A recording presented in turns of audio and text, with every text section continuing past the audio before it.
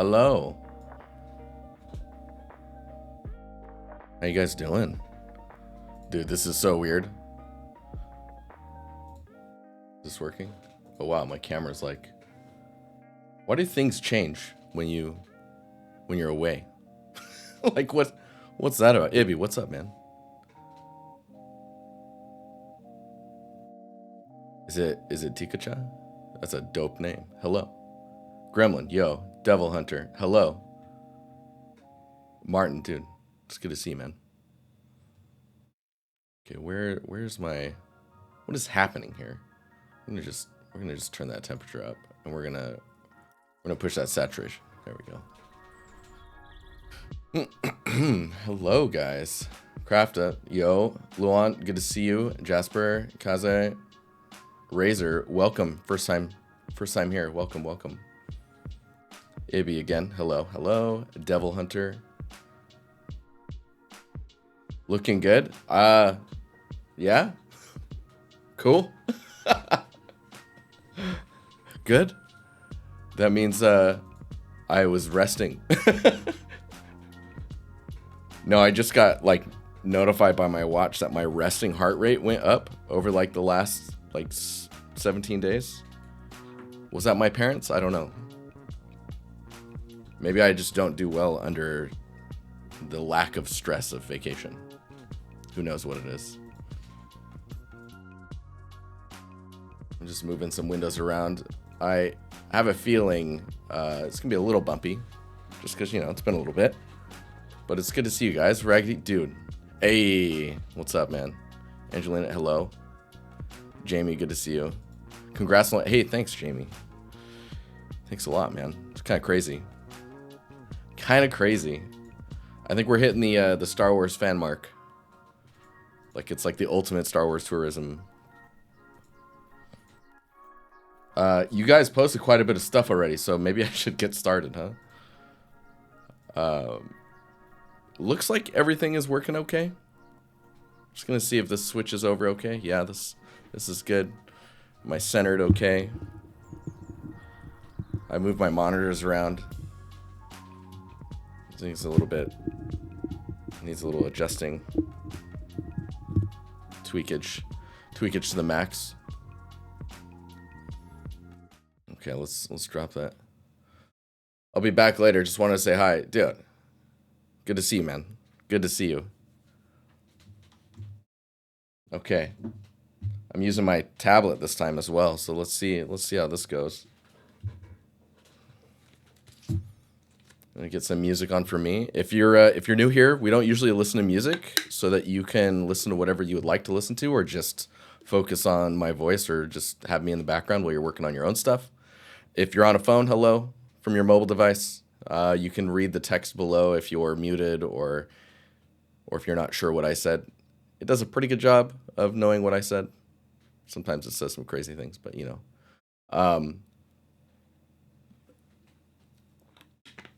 I'm listening to some news. Nice. On TV. This is perfect. But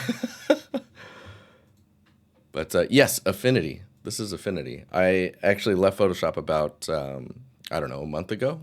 Maybe 2 months ago? Yeah. Okay. Let's get into this. So I'm gonna move... Where do I want to move this window to? I'm still trying to find like the best place for specific windows. You know?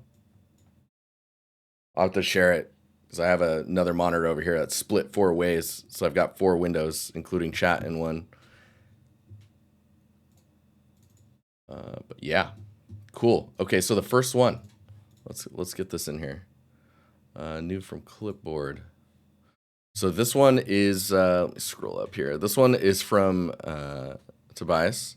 Say, hey, would be sweet if I could get some bit of feedback on this. I'm planning to add back in some scattery rocks and bricks and such to the scene again.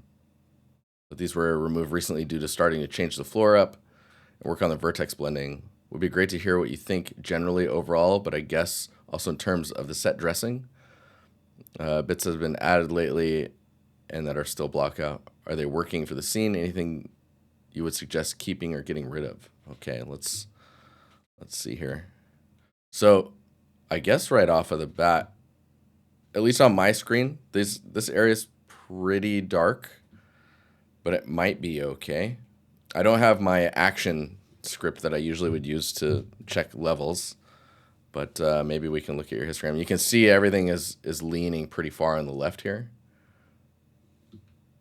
I don't think I'll be switching to Marmoset 5, but I'm definitely looking at it more. I was playing with the bevel baking that was in it the other day. It's really good. It's really good. But I think when it comes to this shot, what I'm noticing is, so right now definitely the focus is on the gate, which is good. Let me just like click this here. So what I'm noticing is the focus is on the gate already, which is really, really good. Let's see if I can, yeah. So everything's looking here, and the way you've got everything framed is kind of getting us to look that way. That's why I think it's kind of okay that this area is quite dark. I love that there's a character here. Really, really cool to see. It might be even worth looking at the roughness of this to try and get like a little bit more lighting, like just pumping that highlight just a little bit more. Maybe it can be a little bit more like satiny or whatnot. I think this is a good addition though. I think if I had to start nitpicking at stuff, let's go back a little bit here and we can talk about, so your levels, right? If we look at the levels in the image, let's just like see if we can. So you've got your black levels, white levels. It could benefit from being boosted up just a hair. And I think it's okay that these are all dark again, but just trying to like push the brightness of these. Like for example, these candles, when they get brighter, they're not going to become more saturated, right? They become more white, like, or like, I think they're already as saturated as they would get. Maybe it would be even less saturated and maybe a little less warm. And then seeing the little like flame that's present on it would be good. It might be worth placing some light, like little micro point lights, just to see how it would feel, because you're getting light from the gate, and that's casting these like really cool shadows here. What? Oh, I see. Getting these really cool shadows here. But getting your surfaces to pop more and just have some more dynamics in them. Like this dark area, this is like the perfect area to start like using candles. Like some of the candles could still be back here, and those could be casting light on the edges of things, right? And then the only other thing I would say is looking at your roughness, trying to get some surfaces to stick out a bit more. There's like this, we were talking about this before and figuring out like how to get this highlight to be more fine, so that the scale feels correct for like a liquid that's been placed.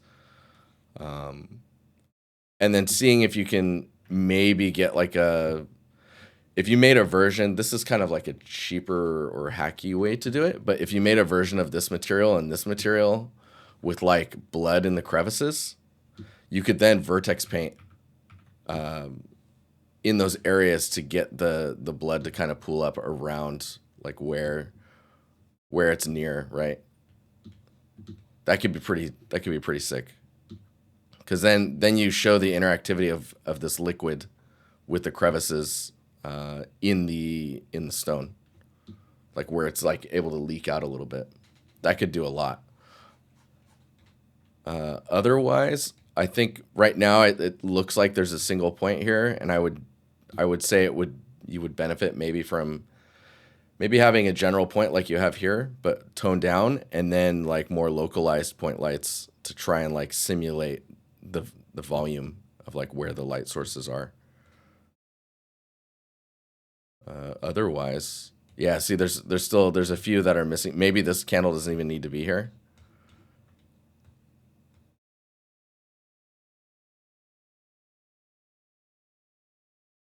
I think it would still be interesting to play around with the idea of like a shape back here. Some type of, some creature. You know, that's just kind of looming, giant wings or something. I'll pretend I can draw. Just kind of like back there, you know? I mean, I'm trying to use Photoshop keys still. Oh, dude. But yeah, I think you get the idea. Right now, all the materials kind of feel like they're similar in roughness. I know there's nice variety in the roughness, but getting some variation. Like if you could get this animated where just the camera's sitting here, imagine it's raining. The rain doesn't need to be inside, even though logically it would be. But if you could get it raining and you could see like the droplets of water hitting the tiles and everything on the outside's wet, flashes of lightning that like shoot through the window, that'd be pretty sick. Yeah, cool. Really cool. Hopefully that was helpful. It's like you have nice variety in your roughness from what I've seen previously, and it's just a matter of like taking the general roughness of certain surfaces and raising it or lowering it to separate it from the elements around it.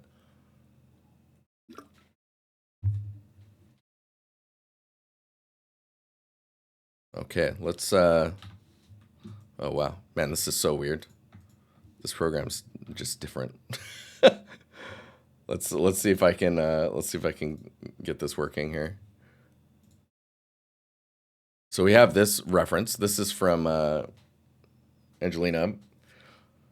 Almost at all the modules, this is a concept. Almost at all the modules, just want to make sure I'm going in the right direction. Not sure how to approach the ground, dirt, landscape to separate the meshes. Any feedback would be really helpful. So let's grab the image here. Let's see if we can just paste it. There we go. I'm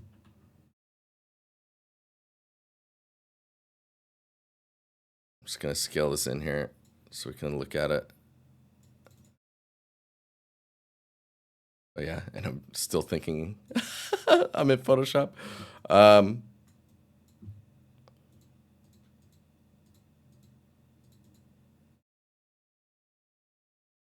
So generally it's looking pretty good. It's just,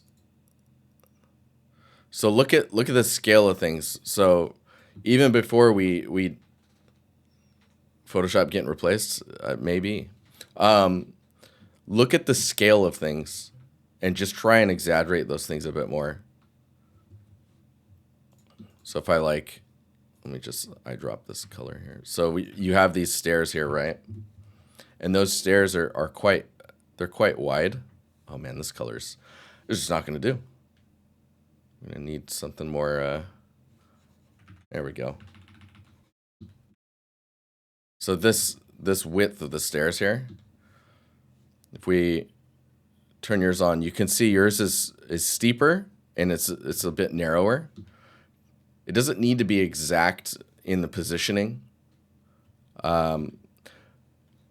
But getting that weight, it really helps ground the structure. So you can feel the size of and the weight of the building. And then like if we look at the planks of wood here, getting the scale right on those, it's going to be like they're much thinner and they tend to be quite a bit more damaged. Like if we, right now yours is sitting more like this, and theirs in the concepts looks like it's more like that, right? Or like even splintery. And getting that kind of feeling is going to be really key. So you're going to have to like shrink this down, maybe even like split it like this. And just trying to like think about the silhouette and getting away from this the simplified shape that you have here currently, because this shape is very simple, and you can understand immediately how it's modeled. Now, the way you're splitting up your ground, so right now we've got what, terrain here. Let me get away from acrylics. Let me see if I can. Pens, sure. Yeah. Is that a pen? There we go. I like that one. That's cool. Ooh, yeah. Okay, yes. Cool. Okay, so you have your terrain in the back here. You've got this floor material, which is here. So we'll just count those as this second material. Then we have your stairs. We have the terrain. And then we have like the terrain blending to like another type of material, which looks like it's over here as well. Now, it's great that you have these elements here because this is helping you split up your materials. And then you can use that and blend between them. Like don't let this hard edge be just a hard edge, right? So like if we hide this, you can see all of the variations that are happening here. And of course, you don't have to make all of these materials either. You can find these in marketplaces or areas where, like Polyhaven, for example, just get some materials that look like this. You get their height map. Now all of a sudden you can make puddles. So they've got a material here. They've got, oh, maybe I need to.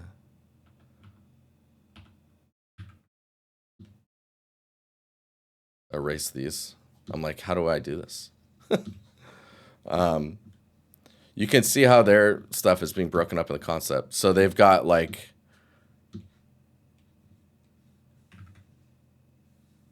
there we go. I was like, what is happening here? Just turn this all the way up. So they've got this ground material here, but then they've got the darker one like you have. So we'll do 1, 2. But then they also have maybe like this different variation or like a darker version of this material. They have these little scattered bits of grass. So like when you're placing your grass, you can also paint to a material that's got like scattered pieces of that similar grass inside of it.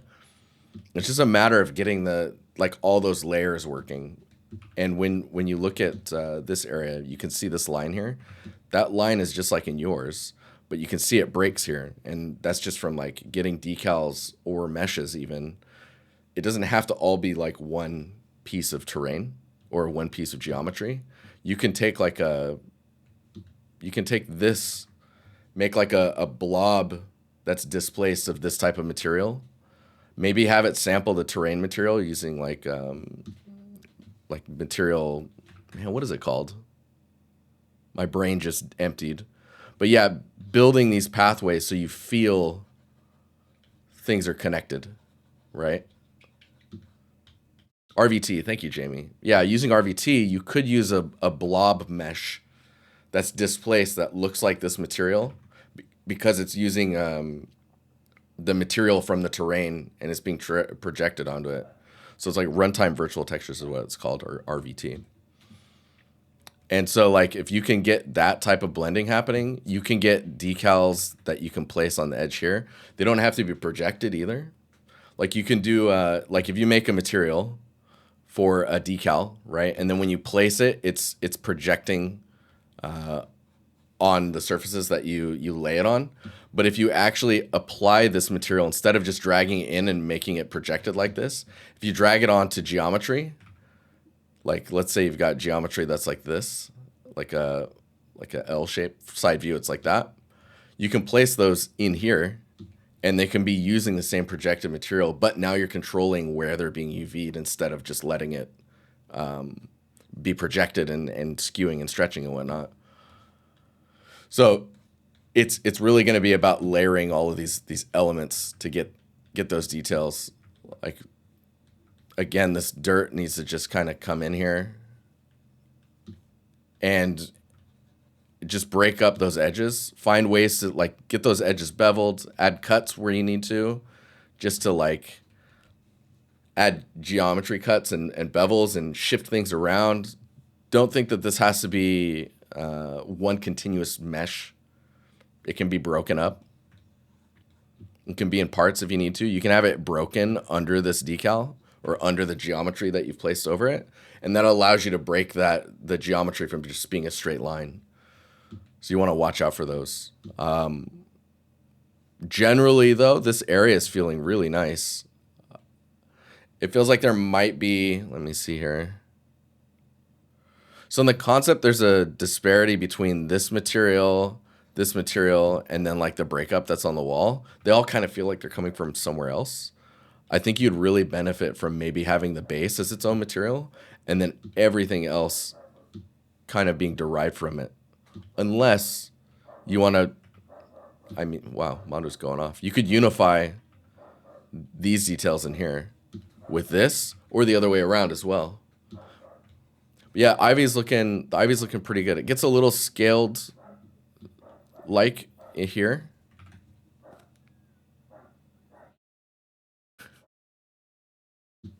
Just listen to Madu, make sure he's all good.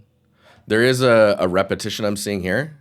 I don't know if do you see that? So like these guys here, what is going on? Can I use this one? I need to find the new brushes that are for me. Okay, this one looks like it's working. So like this repetition, solving that, getting the silhouette of this line to be more interesting. It's just looking out for all these straight lines that are happening. Like this one's pretty good. It's got some breakup there. It's a little straight in here, and there's a line here as well. So watch out for that.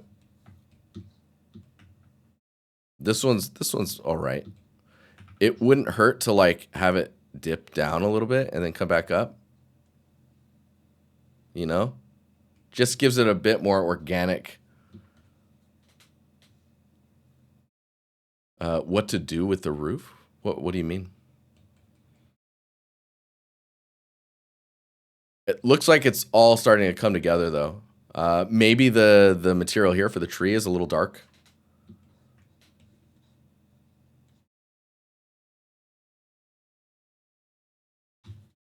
Let me see if I can.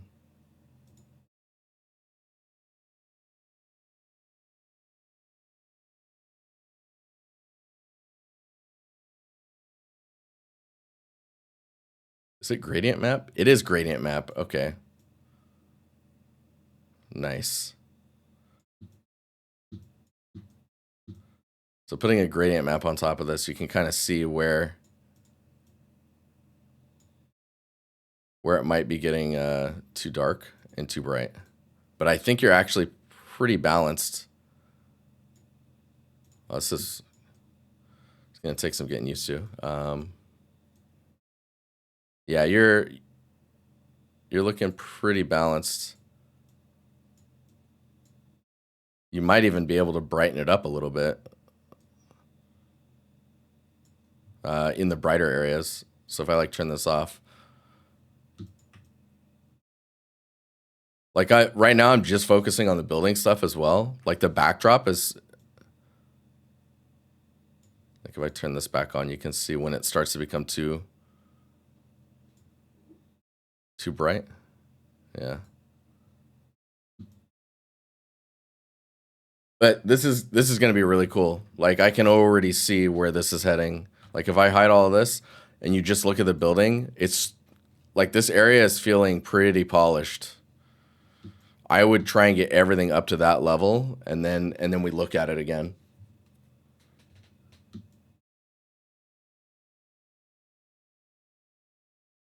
Yeah, I would model like a section of the roof and then move it around, dupe it around and just try and break it up that way. I'm glad you think I can pull it off. Oh, I believe it. I mean, look at this. The spot here is looking really nice.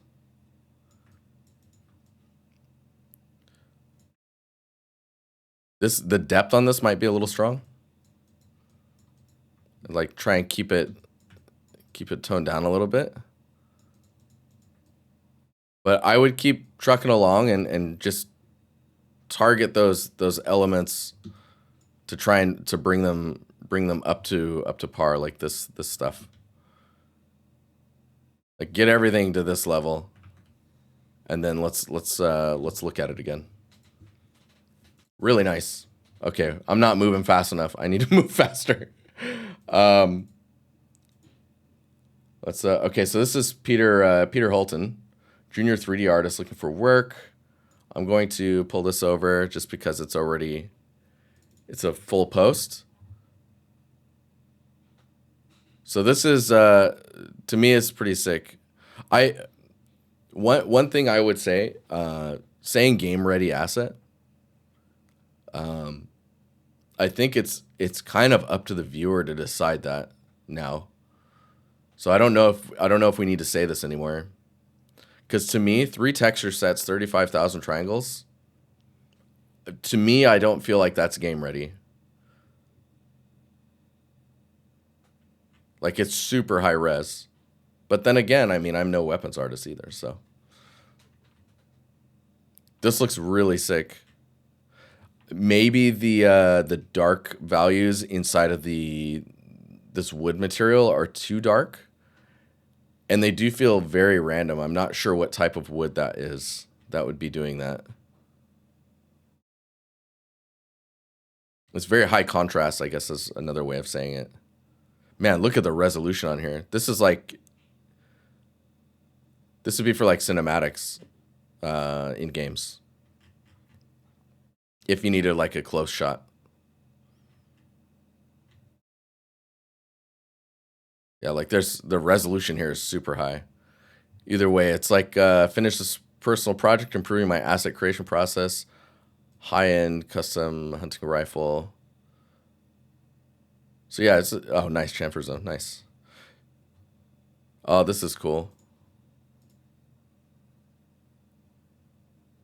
Sick. I'd maybe tile the texture more so we can see the difference. And I don't know if you need a video for this. I would like to see your texture flats and see how your UVs and your wireframe are, because that's the only way to really tell how you're utilizing these 35,000 triangles. Because we might see your wireframe and immediately go, oh, this could be half, and you wouldn't notice. But it's because of the way you're using the geometry. You know what I mean? The surface, the table that it's on, or like this ground material. What's up, Frank? This is also maybe a little too dark, so everything feels very separated from it.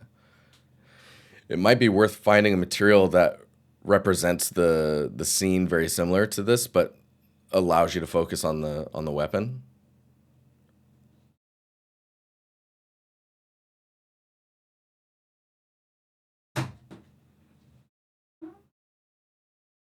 Hello? No, it's in the, yeah. It should be not in the wood box, but yeah. We're locating T. Yeah, seeing your textures, seeing why the materials are split up. Like if you're saying 3 texture sets, be interesting to see what it's split up to. Like I'm guessing there's a texture set for just the scope, maybe a texture set for the body. But then I wonder what the other texture set's for. You know?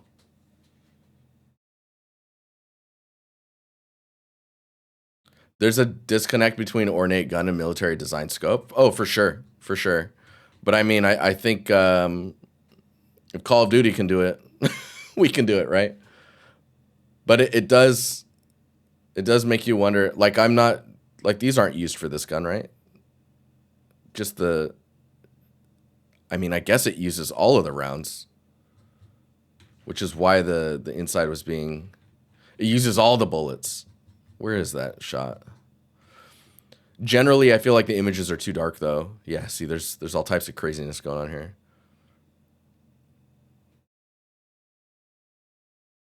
Yeah, look at this. We're gonna fire all types of rounds at you. But as far as like technical execution and the ability to texture, it's pretty good. Pretty good. And I think the things that are sticking out to me are like the game ready aspects of it, as well as like the material execution of the wood material. Showing your textures, showing wireframes more than just through this video. Like we see it here.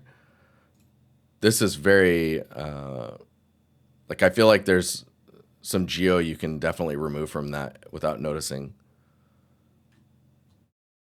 Still really cool though. Really cool. Oh, right. Nicholas. Let me copy this. Let's do new from clipboard. I've been seeing you work on this. It's pretty cool, man. It's pretty exciting. I like there's some shapes in here where I'm like, are these giant ancient speakers made of stone? Like that's wild. Okay, so let's kind of break this down a little bit. So you would love some thoughts on the scene you're building. I was gonna publish this without the characters, but I think I'll do them actually. I think having some characters in there could be pretty cool now. Maybe taking these elements and moving them to the side a little bit. So like if you were to take all of this here and just shift it, maybe like if you were to take this line and just put it here instead, it'll just give a little bit more room to the characters. Maybe even the background elements here could go to the side just slightly. Just give it a little bit more room. These characters are going to look pretty cool though, I think.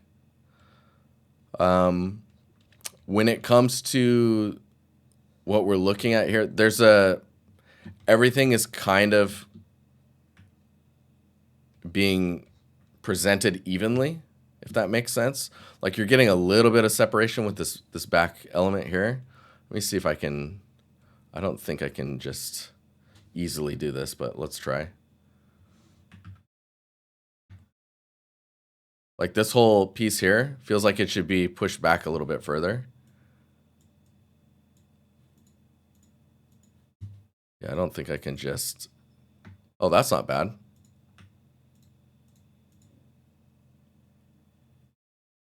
Okay. I need to get used to this.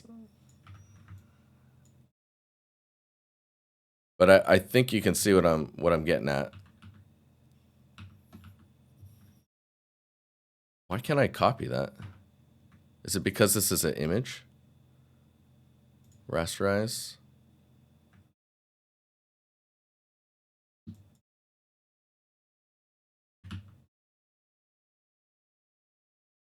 Oh, I did copy it. What the heck? Okay. Okay.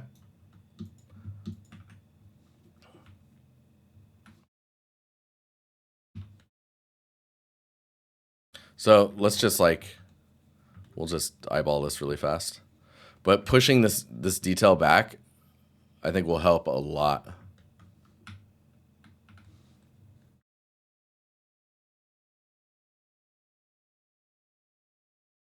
Man, this program's, I need to get used to it, that's for sure. Where are we at here? Just so that it's just a little bit further back. It doesn't even need to be like all this, but you started continuously using Photoshop for your feedback. Amit, what's up, man? Well, now we're in Affinity. This is where the struggle is coming in. But you can see how like because of the way that we're dealing with these elements, now it can actually breathe a little bit.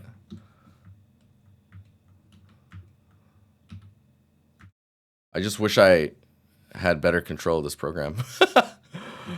It's going to take some time. But separating those elements out, that way you can visualize this a little bit better. There's also like this inner area here. Like if we just, I say just, let's see how this goes. These this area here could really benefit from like having a bit more contrast to it. Let me see if I can. It's a sponge. Wow, the hotkeys are the same. That's cool. Let's just turn that up. So like pushing this area back a little bit more.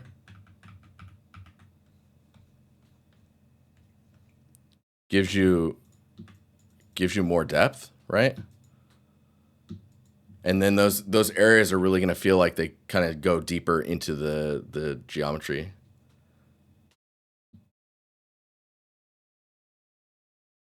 But yeah. This is Affinity. Affinity is not free. Well, no, it's free for 6 months, isn't it? There's a 6 month trial period now.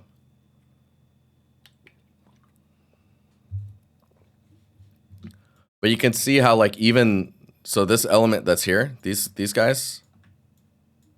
What's the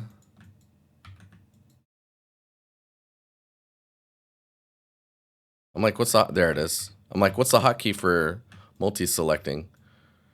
So like this guy and this guy, those also feel like they're kind of crowding this bigger shape here, this area.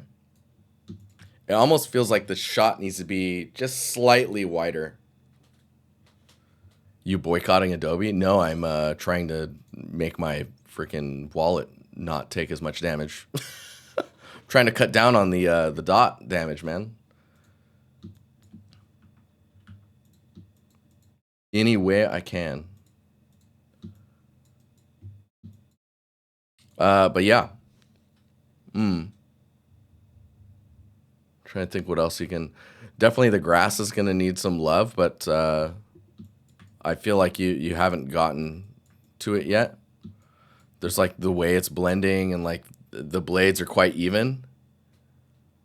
So like getting it off to the side and like getting it to have like directional language for like how the blades are interacting with the objects around them and how they'll naturally transition to dirt or different types of grass. Right now it's just very even.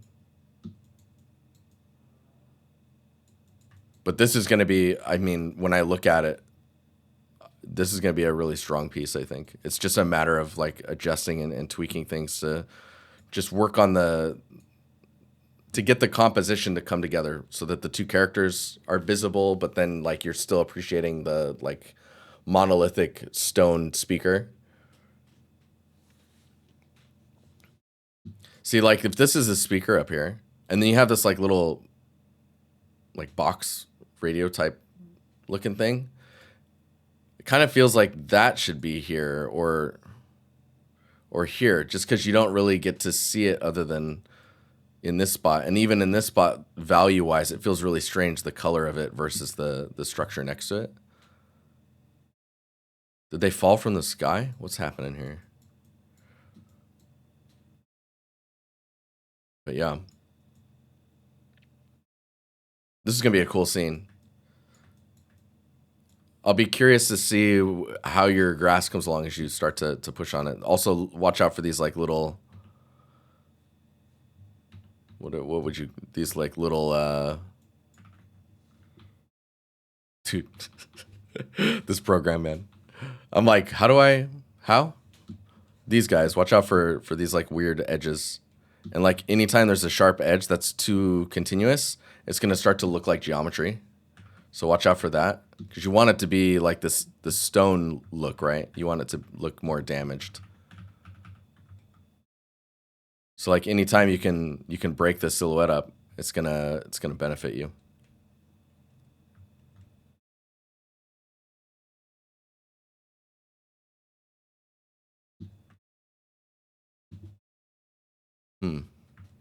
Yeah, that edge just feels strange to me, like slightly artificial.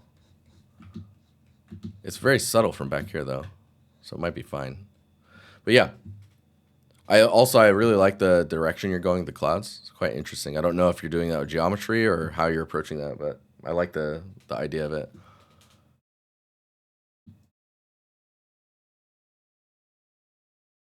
Baldridge, dude, totally. Yeah, I was saying earlier. I think once you take a pass on the grass, it's gonna look pretty nice.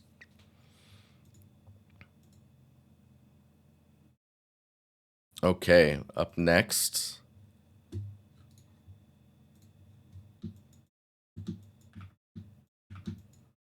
Let's see if I can. So I have this piece, which is really cool looking. I think you've even published it now, Stefan. That was 3D? Yes, it was, Polysocks. Pretty cool, right?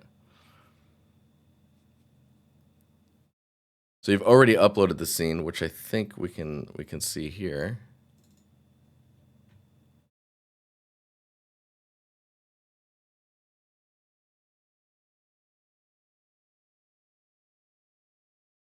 So the way the camera's moving in that shot, in this shot, and the height of it actually makes us feel really small. I don't know if that's the plan or the idea is to make it feel like it's more miniature. Here it feels, more realistic in scale. But that initial shot, the camera was so high up, and it kind of looks like someone's walking or someone's holding the camera. So it feels like, yeah, it feels like it's moving or it's really small.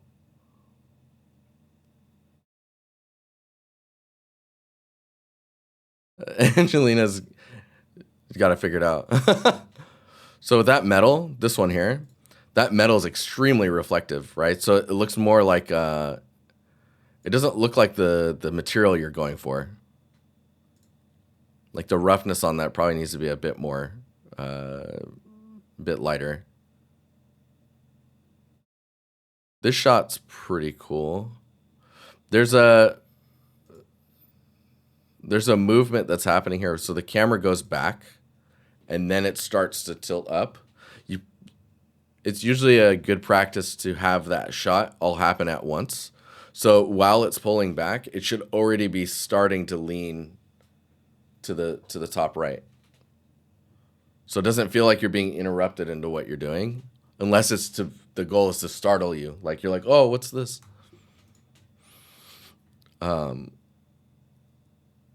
Overall, really cool. I think the darker values, your shadows are very dark. It is getting you a pretty contrasted look, but I think it would look stronger if the shadows weren't as dark or if there was less contrast in the image. Let me see if I can with this one here.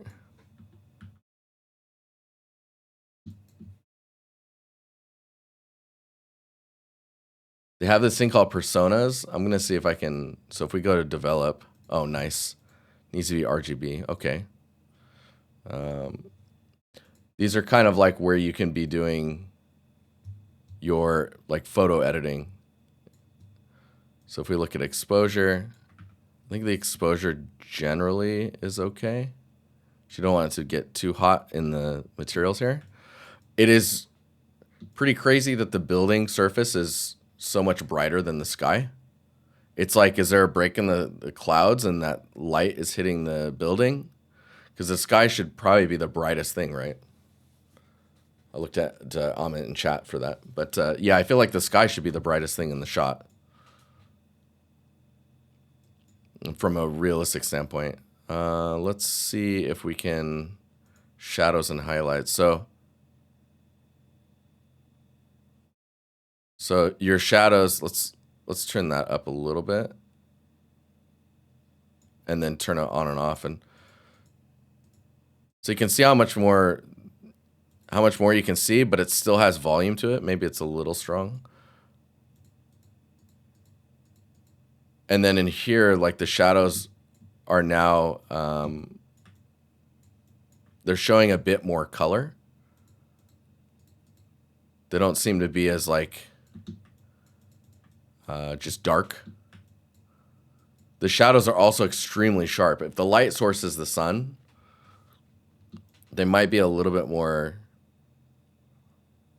diffused. They're like softer on the edges.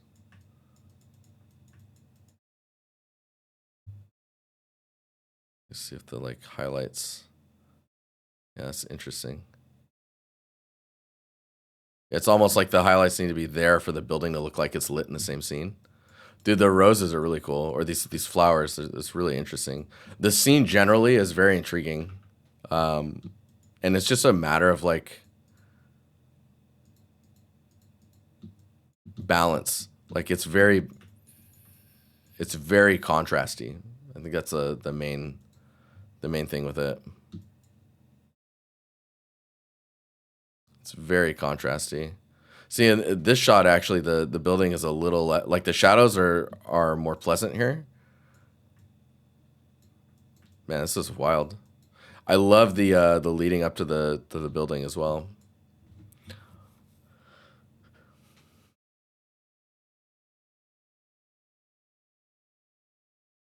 This is where your 2D knowledge comes into play.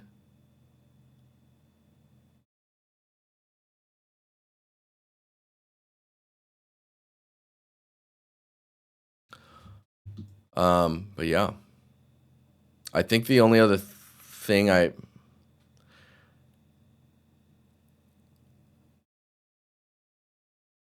just trying to think if there's anything that's like really, because generally this is like it's really cool. Maybe this is a bit distracting how straight this is. Like these more macro branches should probably have a little bit more geometry on them so that they don't feel so geometric. You know?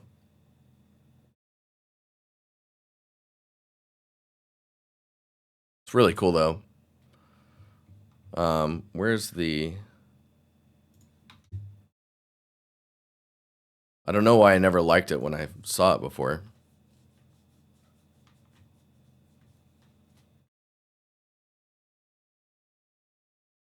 It might be a bit clean here. Like getting some little leaves and stuff in the ground. Oh, this one's really nice. Oh, wow. I see how you, interesting. It's a good way of doing the corners. It's just geocuts, and then you're placing this over the top of it, and then just alphaing out the edge of it as it overlaps. The clouds, what's up? Stream will save after the end until like it disappears. There is a Patreon as well where I store all this stuff, so you can go there if you need to see. But yeah, the breakdowns are nice. This is great with the texture maps. Yeah, I would say that this is a little too dark. Oh, cool. Man, there's a lot in here. Holy cow. We're not seeing any wireframes or texture flats. Would be nice to see a breakdown of something, just to see how you're working with geometry and whatnot, and your textures. We do see the maps themselves individually, which is kind of nice, or like seeing the buffers. Like this is really good. Yeah, would be good to see something broken down a little bit more. Sick. Gouda, I'm gonna get to your question here in a second. It's really cool. Okay, so Gouda, let me just read your message here really quick. You saw in the credits of Outlaws where your team was credited as level artists and not environment artists. I always assume level artists are placing models earlier created by other teams, while environment focuses on making these assets. There isn't a hard strucken rule on that stuff.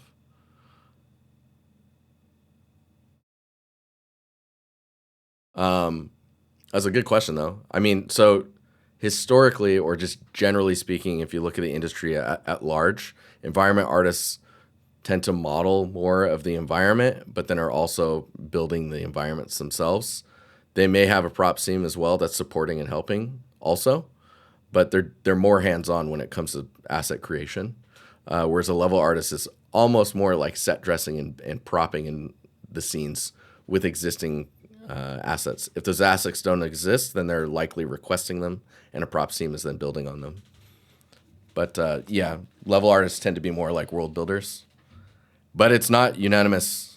Like some studios will say it the other way around. So it's not really worth worrying about as so much as understanding that there are nuances between studios, and they choose to split up the way they do work differently, studio to studio. Hope that helps or answers your question. Okay, next. Let's see. We can grab this one. This image looks huge.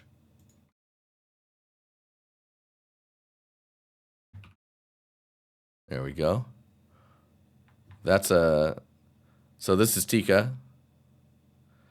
So hi, I'm currently working on lighting my props, but I'm struggling a bit. So I was wondering what I can do to push my lights further into highlighting the roughness, the props itself to present it better. What's the critique queue looking like these days? You mean for this? We've got an hour to go, and we've got, I don't know, like 10 posts to go or so, which should be about right. If you're talking about portfolio reviews, you should be able to see it here.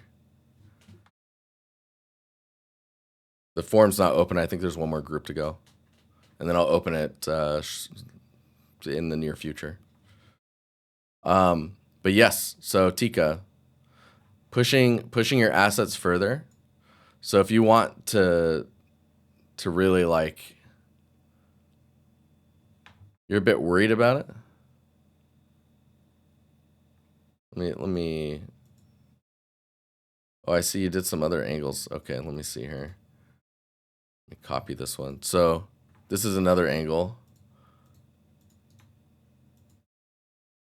And then this looks like this is the back of it. So I don't think you need this angle, but I like what it's doing with the kind of like more highlighted detail there. So if you were to like presentation wise, let's say in your portfolio, you would post this one, and this one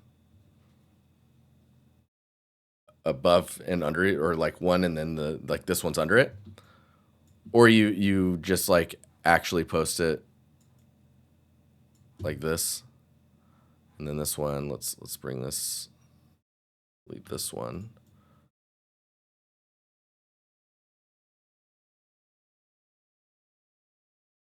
So you could post it somewhere like this. I mean, maybe this could be behind it or whatnot. I think it's fine to post them separately as two separate images. But when it comes to like the presentation of the asset, so you want to push it, like how do you get it to like pop more, right? So one thing I would do is make sure that the background is not flat. Give it some type of detail. What I usually will do, I think I even have a video on it, on like how to present assets, is just duplicating the image behind it, putting it behind, blurring it, and scaling it up. So you just have some color blotches that are reminiscent of a similar color palette. And then it's also still toned down so that the focus is on the prop. But some things you can do is push the to push highlights. You want to do like 3-point lighting, for example. So on this asset, you have the light that's coming in from this side. You have the light that's what's going on here? Every time, man.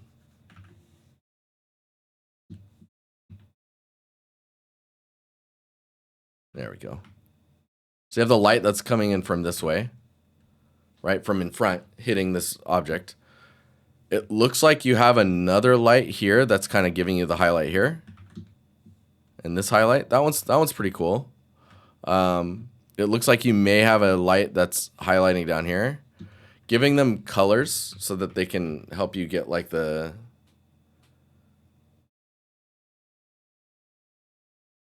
I'm trying to think here.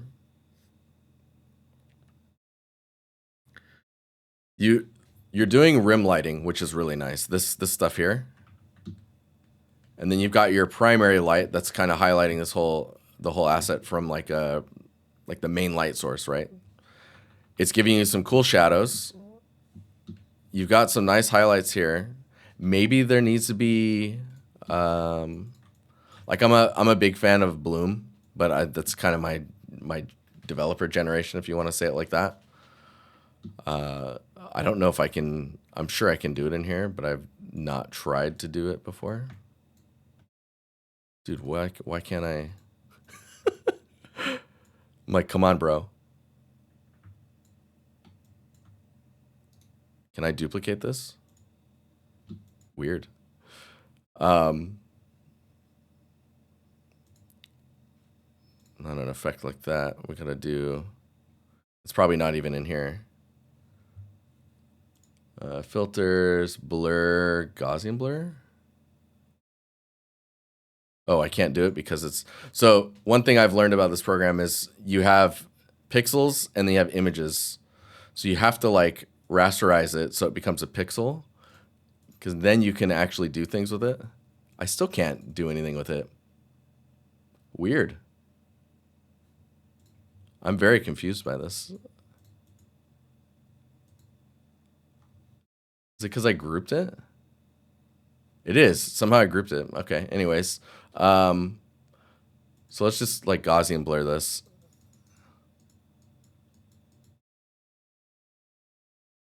And then I guess I should be able to do a screen. Yeah. And then you could do a mask on top of that. And that mask, I'll put it on top of this so that way I can invert it and then just paint it. You would then just paint it where you want it. Man, I have so many things to get used to with this program.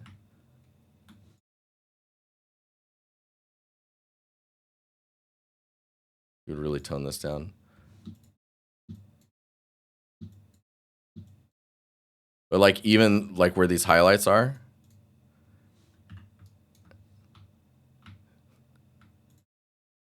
it's like I look like an idiot right now because I can't like none of the muscle memory is there yet. Dang, this is cool. So these little highlights. So one thing I wanted to really drive home is like to get your asset to pop is not just lighting, right? So PBR materials interact with lighting, correct? And the roughness, for example, will really change the way that lights interact with the surface and how like the surface reflects the environment around it and all of those details. Making sure that there's an environment that the asset can be reflecting is going to be important. But then there's also giving your material that range in the roughness so that it reacts to the lighting in a lot of different ways. So like, for example, the scraping patterns here, maybe emphasize the roughness difference between the scrape and the non-scrape more. So that way there's like a bit of a highlight that happens there. Like if this was, if that was there just because of the movement of the prop, that could be pretty sick. So if your roughness generally across the asset is very like middle ranged, or they're all kind of similar, try and separate those out a bit more and add like little like micro information to your roughness. That'll really push how your lighting affects the asset. And it's nice because you've already got like a lighting pass on here.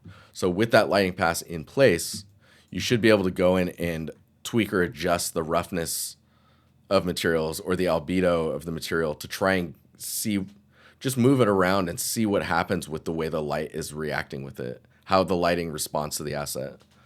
Like that's probably where you're missing that little extra detail. Yeah, there's some cool like.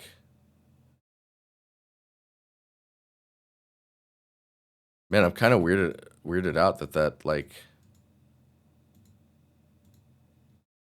is that blur permanent?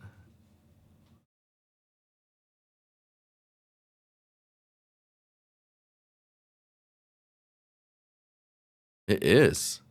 Interesting. Huh. Anyways, really cool. It's a cool asset. I think it is really about the way your materials are interacting with the lighting. Because you're doing some nice stuff with the room lighting, and maybe I would push this like even more, like a little bit more hot. And just think about getting the lighting to wrap around stuff. Like you're doing it here really nicely. Like this area is really cool. I'm like, can I even paint right now? Man.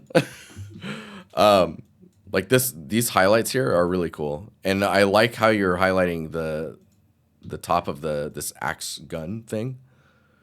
Maybe instead of it being just highlighting here, also having it hit here a little bit more. Like basically you're taking the light and instead of it spotlighting one spot, have it be more of like a rectangle light or like a tube light, so it can be a little longer.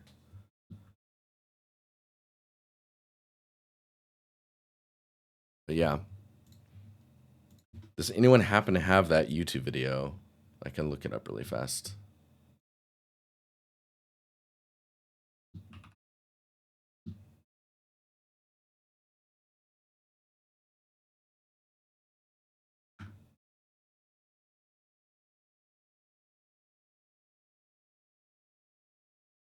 I feel like it's quite a ways away.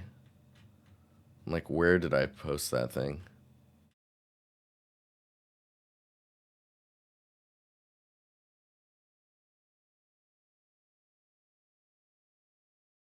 Okay, I may need to find it later, but here's the YouTube channel if you want to dig through there. Oh, I might be near it. Hang on, sorry.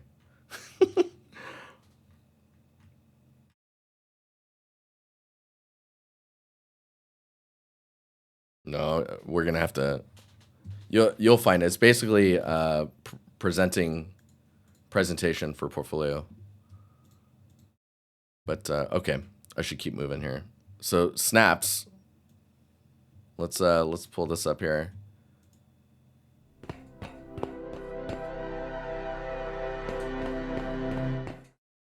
Nice.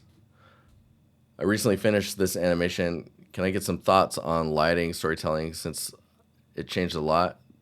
The more yellow one is the final version.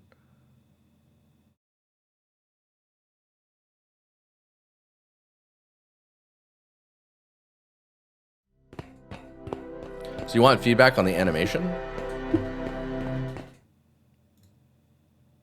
Let me, on the lighting and storytelling.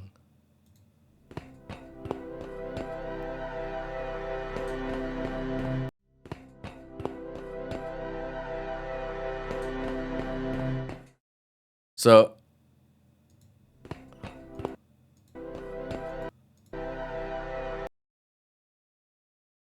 right now, so there's this door, right, that you hop through, and then it shuts right behind you. And it's a very sci-fi looking door.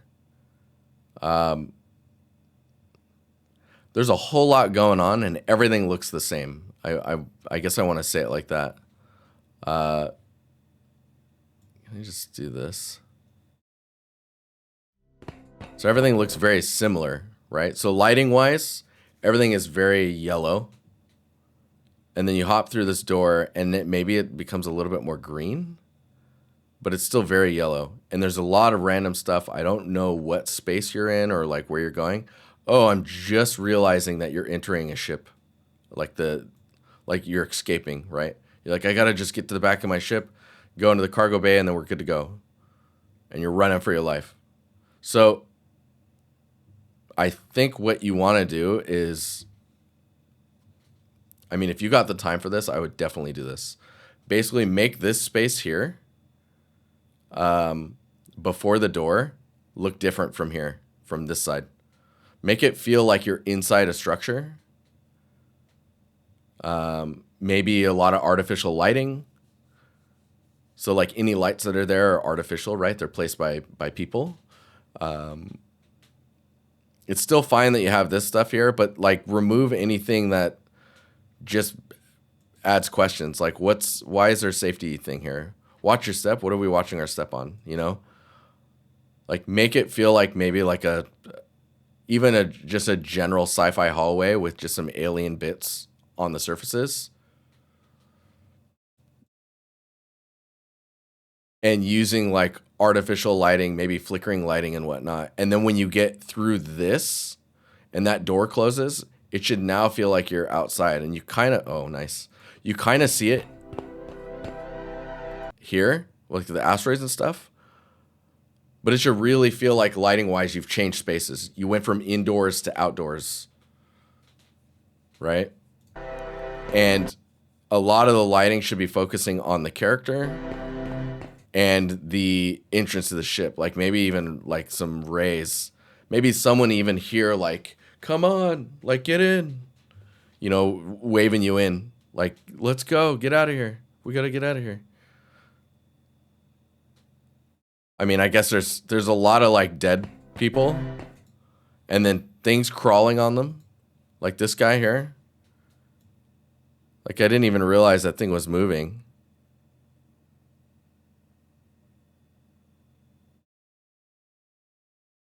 That's interesting. So everything's very similar right now. It's hard to read because there's so much stuff going on. Okay, I guess this is glass because there's blood on the glass. So it's not technically outside, it's just hallway to hallway. The strength with this shot is it's much easier to read the scene. And then like if you were to push the lighting here, that would help a lot. Like you're just seeing this. And like, okay, I gotta get inside. Like this one is extremely busy and it's hard to read what's going on. And you don't understand the spaces you're passing through. Nico, what's up, man? Hopefully that makes sense.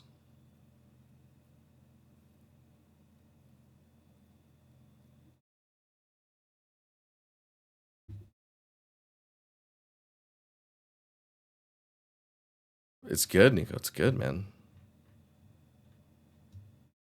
We're just, just getting back into the flow of things. Hey, no problem, Diego.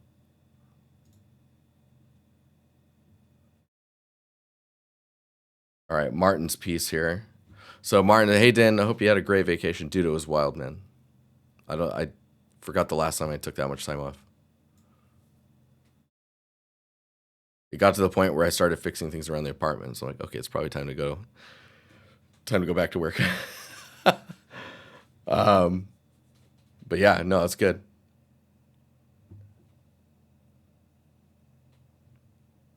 Is it some kind of animation challenge? It looked like it was for what's his face on YouTube? Who does those yes, Punisher. What a name. I remember when he was like a little kid on YouTube making his crazy VFX videos. Cool. Let's take a look at this one.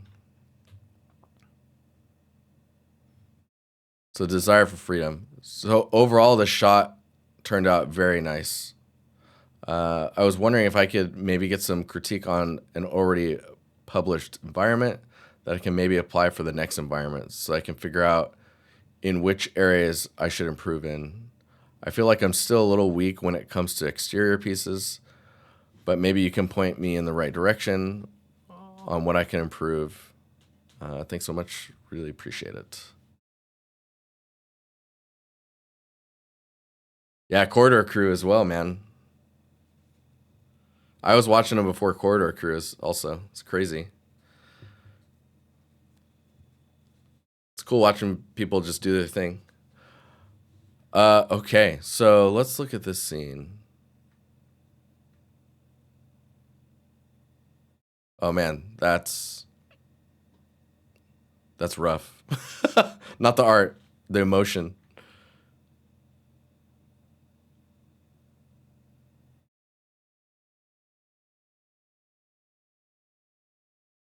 Wow, there's some serious messaging on this vehicle here.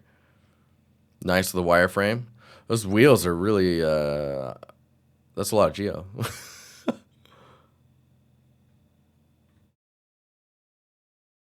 Oh my gosh, look at these wireframes.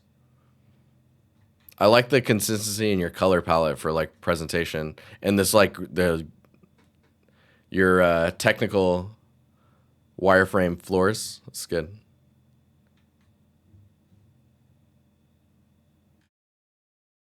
Oh my god, the chain, dude. Oh, he's Wanted too. Wally and Chappie inspiration. Nice. This turned out pretty cool.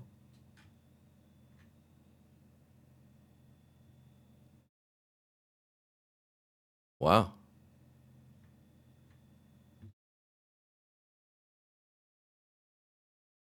What?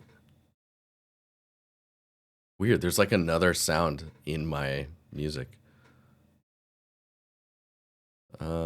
Cool. Yep. Oh man, look at that. So, oh nice. Okay. Dude, look at this asset library. Holy cow. That's pretty dope. That is pretty dope. That's a lot of like little props and stuff, man. Trim sheets, nice RGB masks. Wow, that's cool. So okay, so there's a lot here. There's a lot that you can unpack as well. So you're showing the wireframes of this one. It would be nice to see the texture sets next to it. I don't know if you need to do a breakdown for every single thing. Like maybe the character and the friar, just because it's got interesting shapes and you want to see how you're utilizing the geometry and how you're UVing and texturing. The way your geometry is being used, there's a little bit of wasted geo on these like extra loops here. And that, again, that's kind of the main reason you want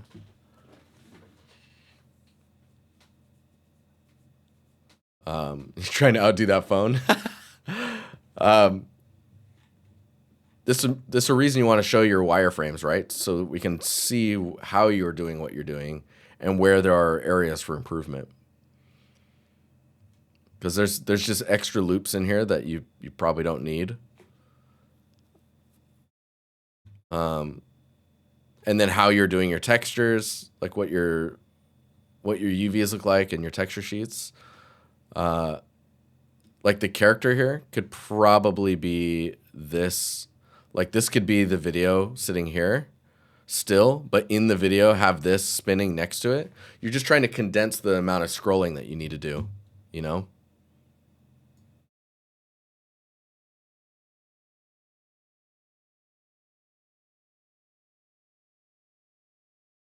And then yeah, it looks like you're using a bit of Houdini. If we scroll up all the way to the top here, this shot might be a little weak just because it's out of context, in the sense that like you don't know if you didn't see him here, you're like, why am I not seeing everything else? Like you almost want to see the back of the hot dog sign and maybe some of the wires in the distance. Now, when it comes to, I love this banner, by the way. It's cool that you're putting a banner in here. I don't think you see that too much. But when it comes to environment stuff, you're wondering if there's anything you can be improving with your environments. I think you're kind of hitting on all the points that I usually highlight, like compositional layering. Like this definitely feels like the main focus point. Maybe it's a little too far to the right compositionally. Could be shifted just a little bit more to the left. This tree helps with like connecting everything, and as stuff goes in the distance, it's really nice. The rocket in the back here feels unlit to me. I know it's like hard to get it to see to be visible just because it's a nighttime shot, but it just feels strange that it's so light like that, you know? This shot's very strong. I really like this one. And now you can see with this one the range you're using in your histogram, like the bright points and the dark, like you're using more of the range, whereas in this shot you can see it's a little bit toned down. It might be worth seeing what you can do with that. Let's see if we can. Just gonna Can I do this? Nice, sure. Yeah, we can clip the bottom there. That's fine.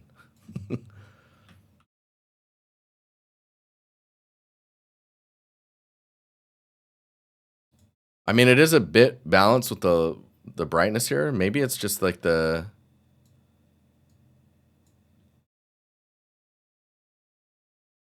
Oh, that's interesting. It's like we need to take your mid range and raise it just a little bit. I mean, you have it quite balanced because these lights are kind of like the brighter points. Like, of course, you don't want to go too bright, but it just feels like the general image is just a little too toned down. But if you try and artificially raise it in post, the lights will blow out. You consider moving the character as it gets lost in the screenshot? I didn't notice it was sitting there until I was told. Yeah, the fact that it's facing away from you and it's just looking off into the distance.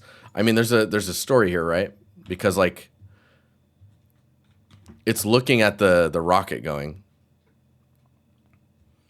So it either needs to be sitting on this side facing us, looking down or to the sky, or like compositionally you get some of the other elements a little bit further away from it, so that way it can sit more on its own and then you can really see it.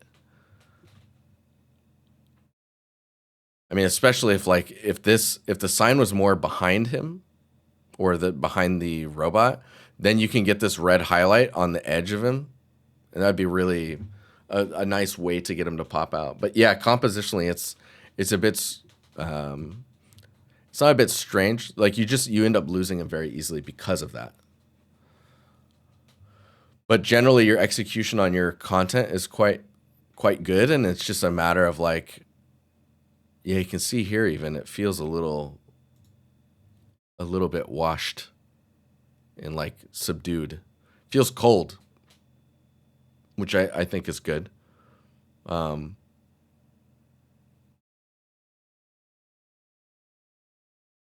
Yeah, I'm trying to think if there's anything else that you can like point to that could really push the environment more.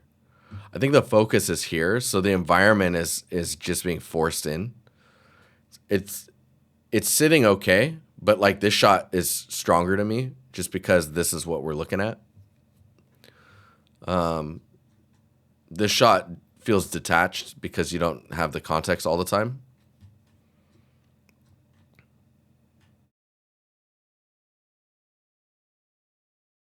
Yeah, and then there just seems to be some geometry that you might not need.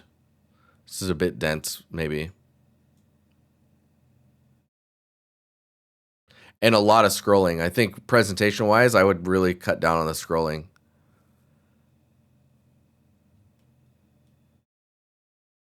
Like instead of like this frame, I would just add the wireframes to the side of it.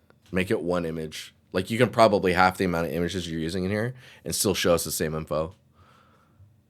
The sky value is pretty bright.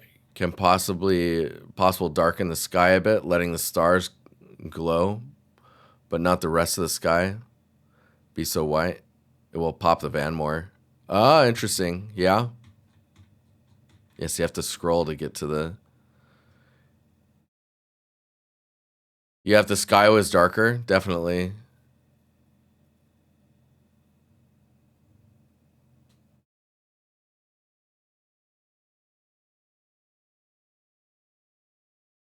Big agree on darkening the sky. Yeah, I would try that and see how it looks. You could darken the sky and then right on the horizon, just start to let it lighten up a little bit, and then you get this nice gradient on the sky as well.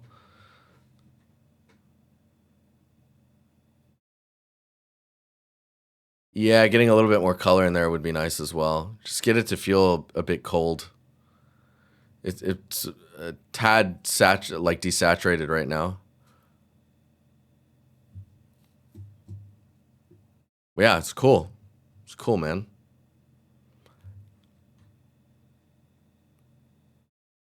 Man, the sky being darker is pretty spot on. It would make the moon, stars, and the rocket stand out. Right now, they're just white, foggy surfaces to it all. Yeah. No, it's a good call, man. I wonder if I can.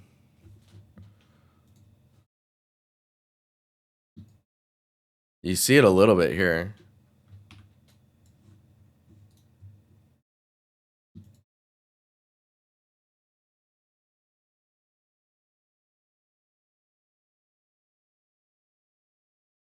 Yeah, it's not really doing it the way you would want it to.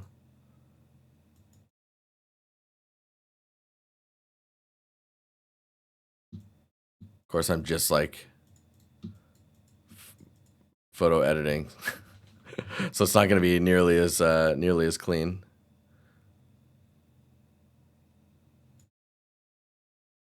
Yeah, it would do a lot though, man.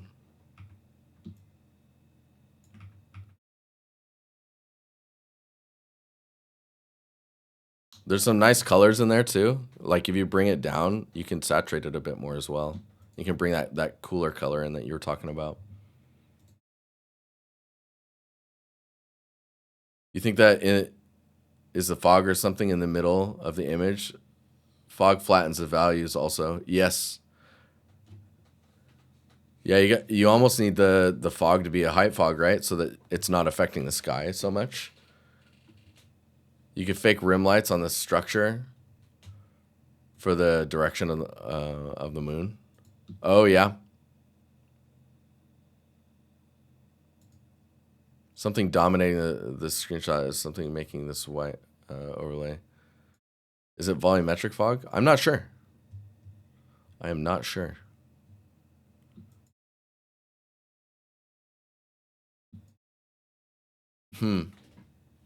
Yeah, I'd be curious to see the see it with the sky darker, because I don't think I can just. Yeah, I can't just select the sky, can I?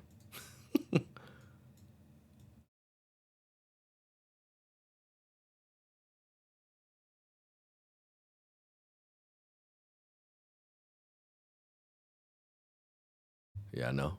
Yeah, no.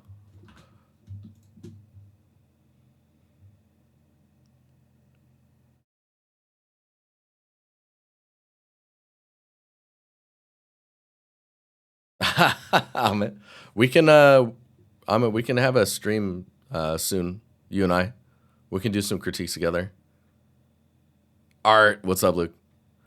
Okay, I should hop to the next one. We're not moving too quickly anymore.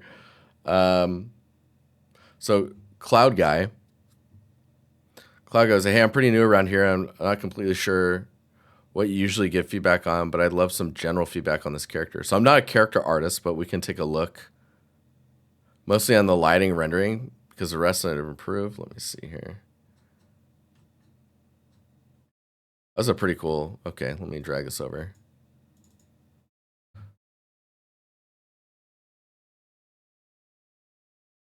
So your first image is a close up of the face,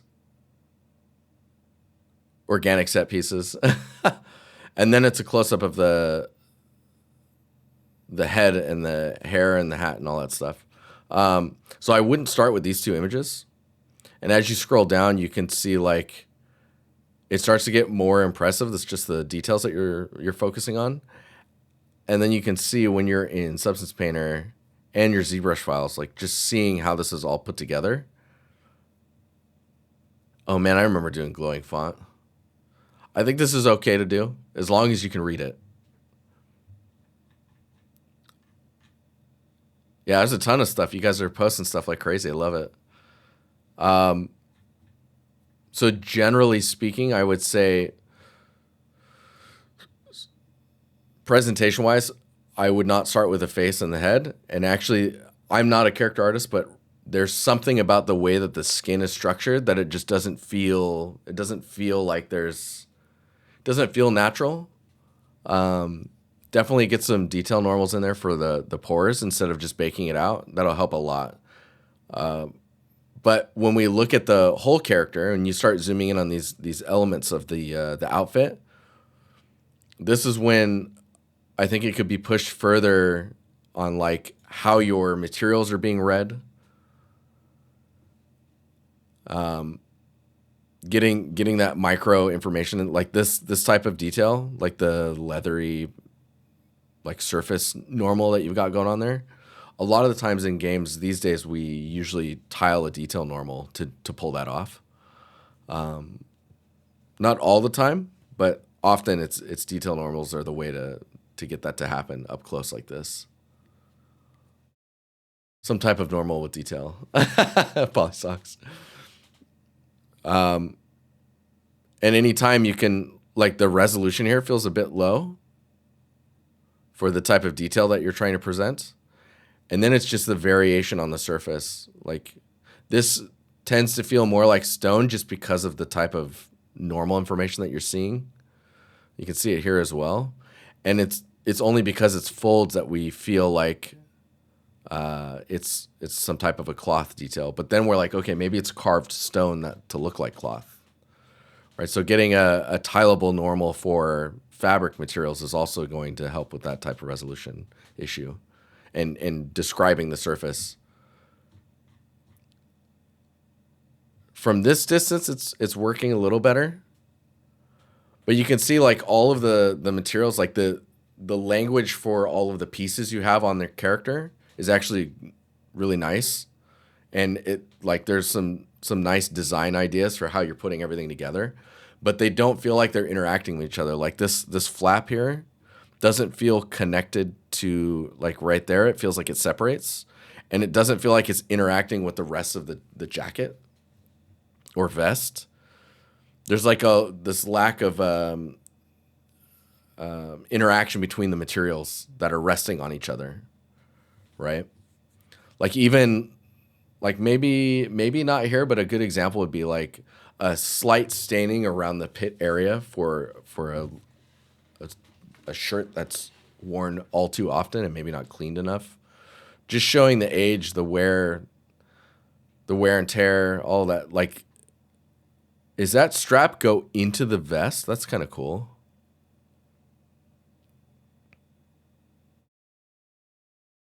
Like it looks like they're welded together there too. So I wonder if like UV wise or geometry wise, you don't even need to weld those together. Just like have it go into the geo and go behind the part that it's actually supposed to be sliding into.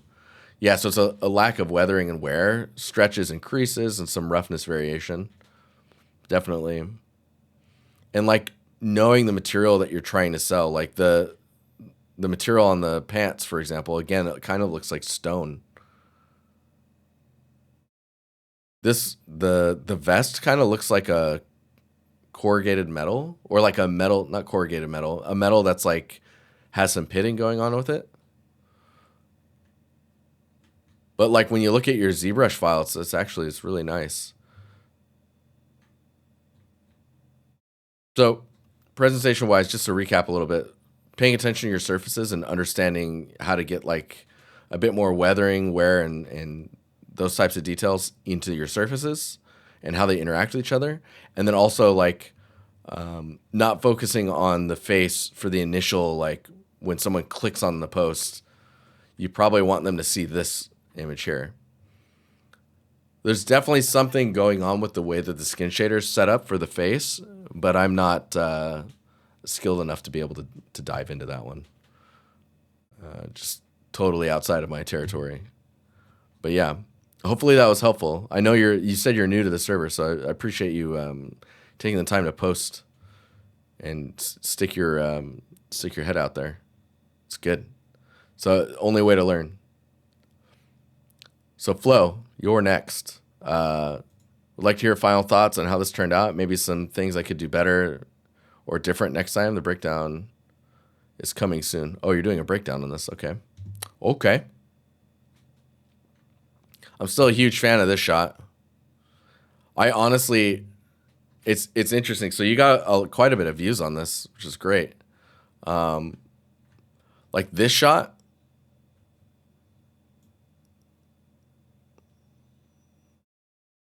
And where is it at? And this shot, these are very nice. Like maybe the displacement on the ground's a little strong. So it feels like, hey, I'm displacement. Maybe the leaves feel a little big as well that are falling on the ground. This shot's sick.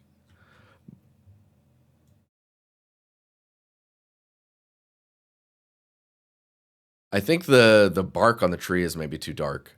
So in shadow, it's just really, really dark. Everything in shadow is just a little too dark, material-wise.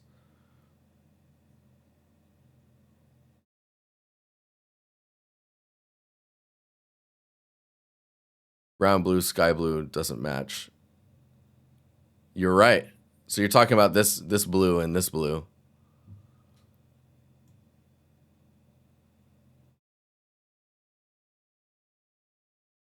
Looks like it matches this one. Was this one edited a bit? Maybe it's just being overexposed.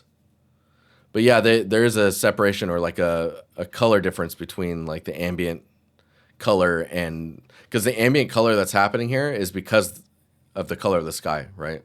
So you get that disconnect. It can be quite jarring. Like this, even here, it feels a bit more purple to the sky here.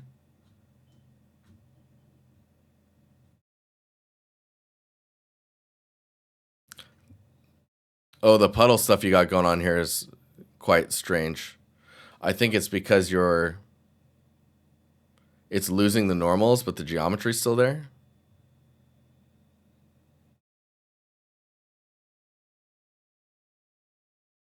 The details here are really cool, but the way they're executed feels very geometric or like 3D modeled is the best way to. So I'm in chat saying the sky versus reflections versus sky shadow blue. It's important to get it right. Yeah, so the balance between those it's imperative that those match. Indirect lighting color maybe.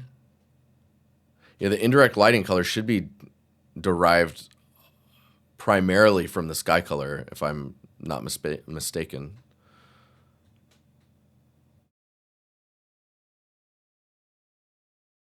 There are so many images in here. Oh, this shot's pretty cool. I think the scaffolding here is kind of pulling you away from like what you're trying to look at with that shot. Wow.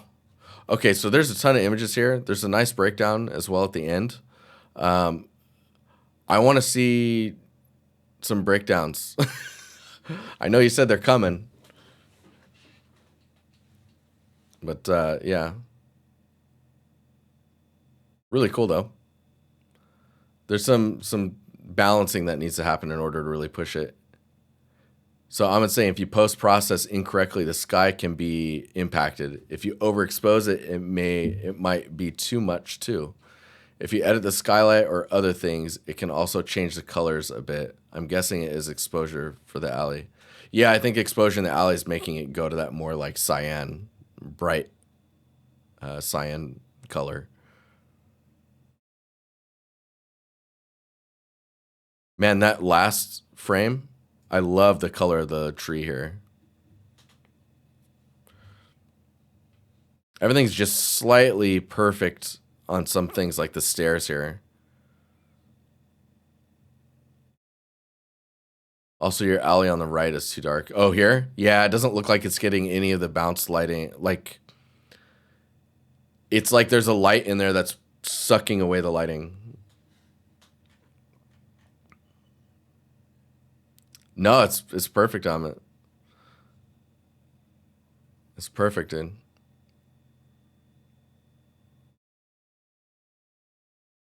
Oh, cool, Flo.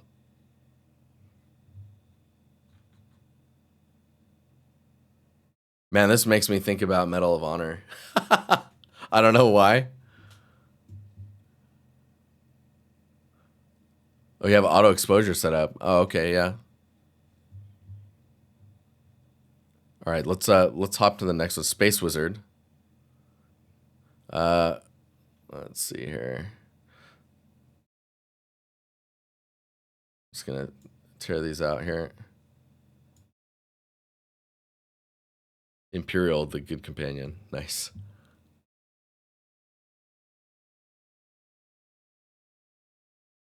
Okay, so I'm just about to wrap this prop up. It's the first time straying away from stylized, eventually looking to implement this into my actual miniature scene or diorama later down the line. Any feedback would be greatly appreciated, especially texturing. So generally, this feels pretty good. Albedo looks pretty good as well. So we look at the roughness. It might just be the way that the lighting is that you're just not seeing it. It's these nice little highlights that are happening on the buttons, or the keys, I should say.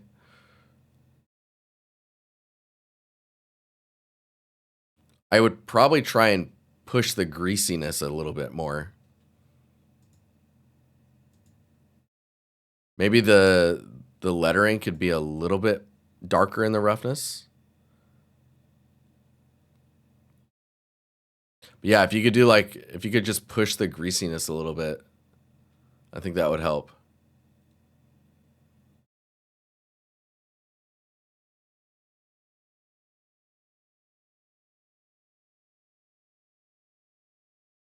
Detail wise, I feel like this is pretty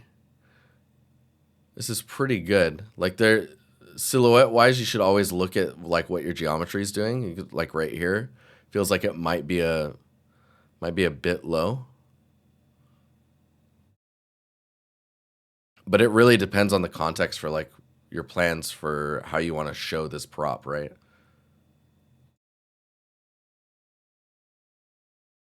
You can see you're doing a little bit of edge highlighting in the albedo, which I think is totally fine. I think you might expect that a little bit in your roughness as well. Can you think as like an edge gets nicked or dinged over and over, it's going to become either more rough or more smooth, depending on the type of surface and how that damage is occurring.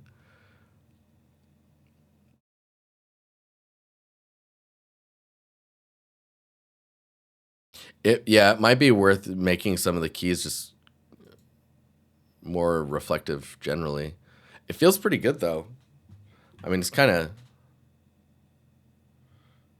it's pretty intense on a white background to look at it, but I like it.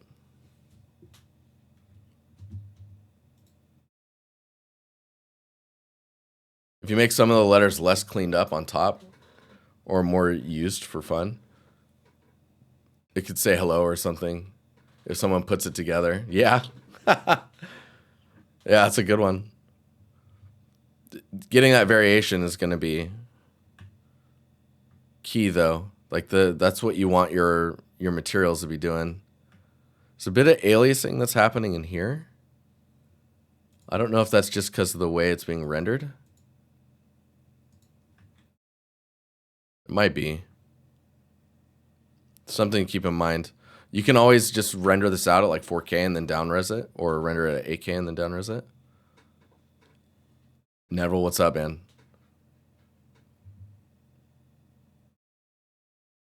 Devil Hunter, rest well.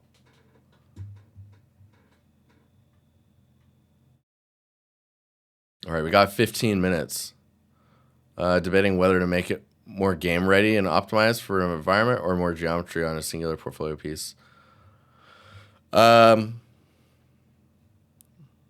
think it depends. Is this old or new? I mean, this looks like it looks like it's used, but it's not old. Or are you talking about the model itself?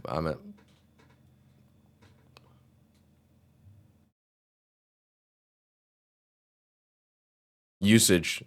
Okay. It looks pretty fresh.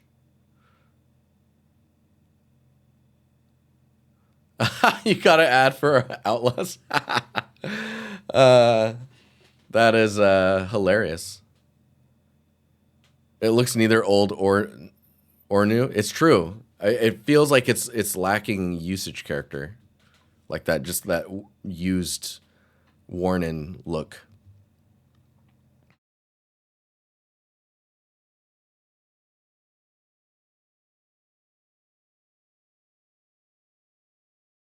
Okay.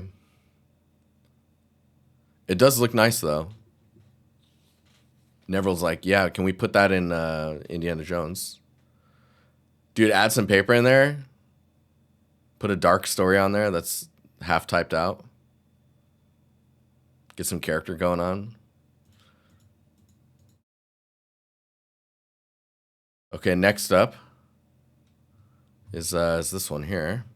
So this one, I immediately when I saw it was like, yeah, that's cool. This is really cool. So I look at the reference. So the thing that's throwing me off right now, polystocks, I can't do that, is how bright the ceiling is.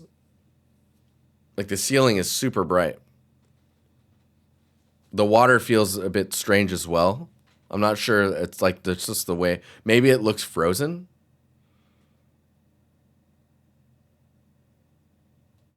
I've been on vacation for like 4 weeks, man. I'm pretty relaxed. So let's look at the reference you can see. So the railing is a lot clearer visually to understand like the logic of the railing. So you can kind of make out like, okay, this is where the stairs are. So spacing wise, I think you could benefit from making this a little bit narrower, just so that you can read the pathing a little bit more. But you can see how much of a difference it makes, like how the lighting is affecting your scene currently. You need the ceiling to be toned down. I don't know if that's like you need to be adjusting the bounce lighting. This was like right up your alley, Amit.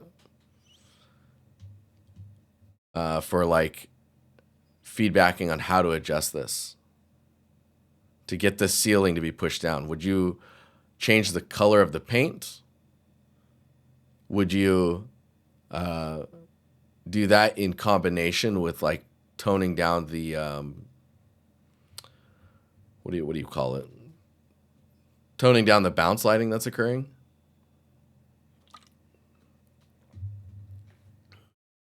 It's probably a combination of a couple things. Because when you look at the reference, it's quite bright out there, but you can see how like subdued this is. And then we look at your window. This is very bright.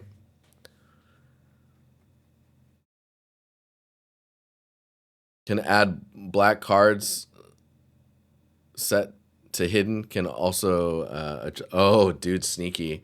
So by adding black cards set to hidden, you can adjust local exposure in post process, and you can adjust albedo to be darker too. Can check if skylight leaking is too much. Shouldn't be having this much indirect lighting inside. It does look like there's leaking because it's quite bright. I mean, it might just be the fact that like there might be other areas where the light's leaking in. So for me, the main things are so primarily it's the lighting and getting this to be feeling like you're entering a space that's quite dark. It's the railing, the way the foliage is resting on the railing is you can see it's quite focused foliage wise here. Whereas with yours, because it's everywhere, it starts to muddy up the way that you're visualizing the space, as well as the railing spacing we were talking about. And then the next thing is the water. Like, I don't even know if your water needs a normal on it so much as like letting the detail that's around the water affect it, like the lily pads. And you can see the lily pads, roughness wise, don't look very wet or shiny. I would totally like try and go for this like glass layer of water with like the muck on top. That's just like a roughness variation. It's like when you dirty up glass, but you can get that look just with the smooth water. It'll make the image that's reflecting a lot clearer as well, and then you can break that image up with roughness, like dirt film on the surface. Yeah, wall pieces, just for lumen sake, wall pieces need to be about 15 centimeters thick, like Amit saying in chat.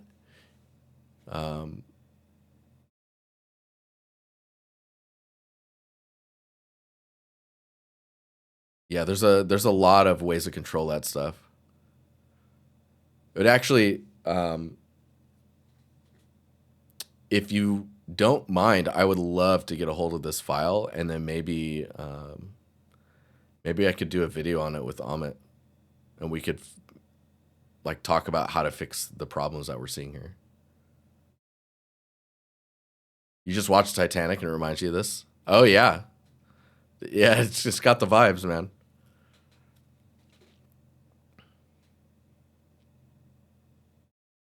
Yes, give us the file.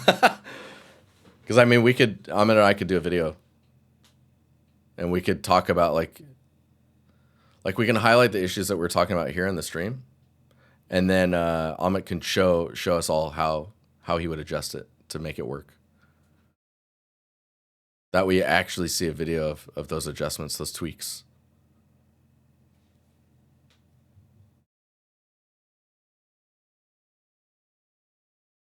Nice, Amit. Release the file. But yeah, just if you feel comfortable doing that, just yeah, DM me, and we can figure it out. Because I think you, as well as other people, would learn quite a bit from that. I would probably learn a bit as well, just seeing how Amit makes those adjustments he's talking about. Because I know what he's talking about, but seeing someone do it is very different. Cool. It's a really cool scene, though. I think it's well on its way to being like this. It's such a cool image. You can see how dark the walls are in the concept. I think pushing that value down on the paint is a good start. And don't forget to like add all the drippy griminess and like all the dirty. There's also these like little dots here. If you did that on like a trim sheet and place those everywhere, super cool micro detail that can pick up on all types of stuff, because it's like this brass looking metallic surface that's in shadow, and like it'll get all the ambient. Diablo? What? No, it's cool. Really cool. Okay. Oh my gosh. We have more than I can hit now. I'm going to keep going until 10, and then I got to stop. So I apologize. Joel, Justin, and David, I will likely not get to yours. Okay. But we'll try. Effie, would love some feedback on this. I can apply it to this and future environments. So I don't know necessarily what type of feedback you want, but so this shot right here, let me see. So I like that you have a breakdown here. I like this. It's kind of cool. You're doing a wipe. That's I like that. It's different. I think this shot is the best one, just because there's a semblance of like an actual light source, whereas all this feels like it's very in shadow. I'd maybe see if you can find a better angle for your directional light.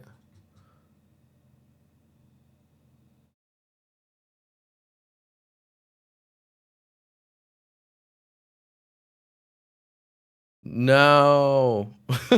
I'm just reading chat. When it comes to like material blends, you can see how these are interacting. You're going to want to use the height map from the brick, and you'll get a much more like realistic transition between these materials. Other than that, I like that you're having some like smaller information here. Getting all of that to just kind of break up where surfaces meet other surfaces, like wall meeting ground. You're going to benefit a lot from having smaller details there, even if it's just like cigarette butts or like leaves or petals that have kind of blown into the corner.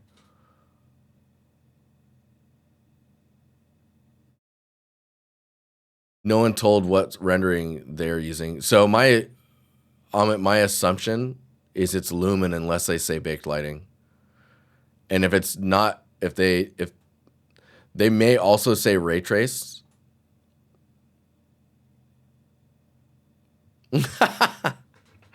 But Lumen is usually the default. More often than not, it's Lumen. But yeah, it's lighting wise, it's the readability, and then it's the micro detail pass that you need to add, and then lighting direction. Because like if this is the focus, you should be getting a light on that.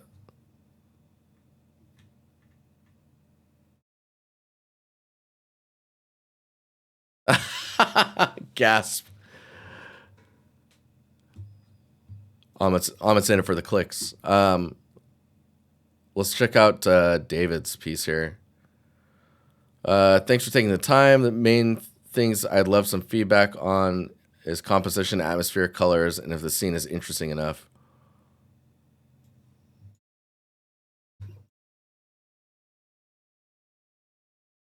All right, so right off the bat, composition, really interesting. Maybe this tree is a bit close to the building, so you're getting some like tangents here that you want to be careful with. Let me see here. Atmosphere. So this like wispy stuff that's coming in, if it felt clearer that it was like creeping into the shot, I think that would look cool. Right now it's really, really soft, so it's kind of hard to tell what it's doing. But if it feels like it's creeping into the scene and it's like fingers of fog creeping in, that would be sick. I would try and maybe get a little bit of separation on the trees in the back behind the building from the building, just so that you see the building a little bit clearer, like silhouette wise.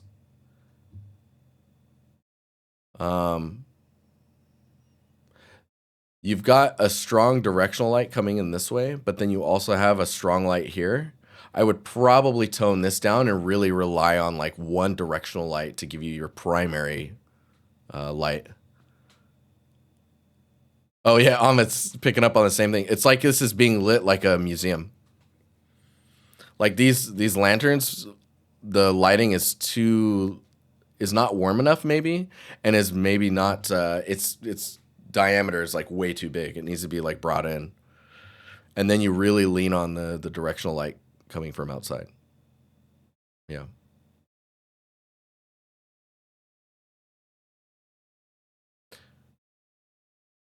If they are on. Yeah, yeah. And there's a lot going on here that I really like. And the stairs are nice. Compositionally it's really strong. And it's more about like how the lighting is affecting the composition. But I would tone all of these lanterns down and then also like bring the lighting around them down. You can see these are really bright and they're also really, really like warm. I wonder if that's too warm. I don't know. And whenever we see candles, I would just add the flame because the flame is such a hot spot. The lanterns are still very whip. Okay. Generally speaking, though, this is gonna be sick. Looks really, really cool.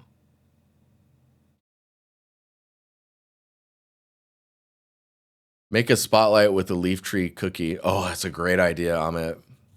So the light that's passing through, if you can give it like a cookie, which is just like a cutout or a mask of leaves. So that way you get like cool leaf shadows on the building. I mean, you could just use a tree as well if you wanted to, but it's a really good call.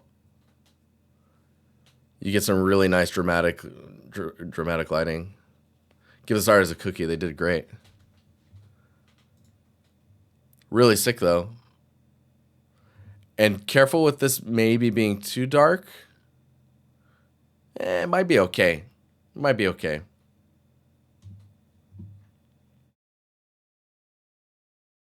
Oh my gosh. Okay, Joel, I can do yours. I started a material showcase, but it's been evolving more and more into a full environment. I'm currently a bit stuck on composition. Oh wow. Okay. Yeah, I see. So you know what? I would stick to the plan. ship the material, then start an environment so that your brain actually separates them. Because if you can separate those, that'll help you a lot to not stick onto the material itself for what it is. And then you can actually adjust the material accordingly to make the environment better. So ship the material and then start building the environment. And you can adjust and change the material all you want for the environment's needs. And you get 2 posts out of it. So a couple of hints on how to improve. So compositionally, so shape language wise, all of these shapes feel really strange because they don't really feel like the rocks that you see in real life.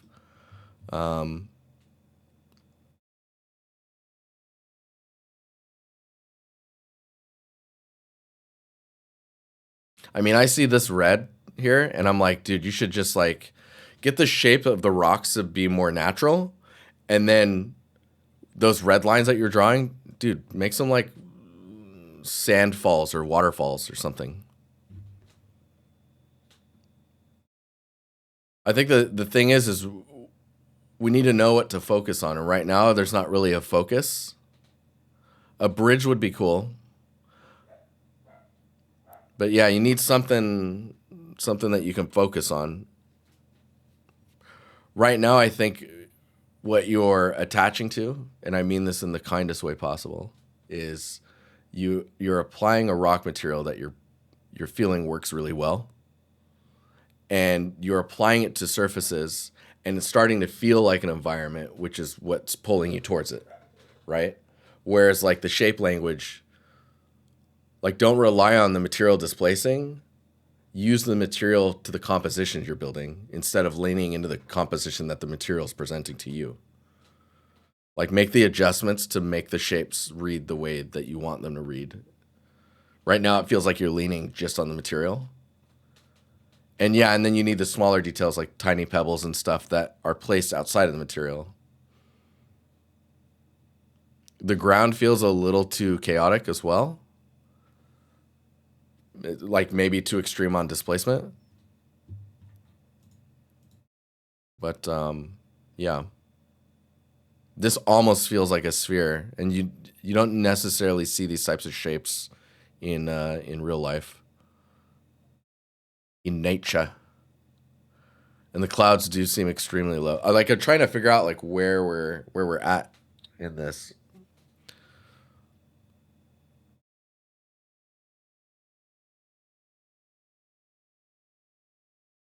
But yeah, I would ship the material, and then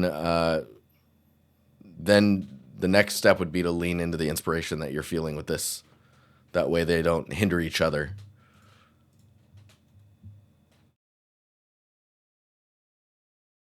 Okay. I have to stop. There's two left. I apologize, Justin and David.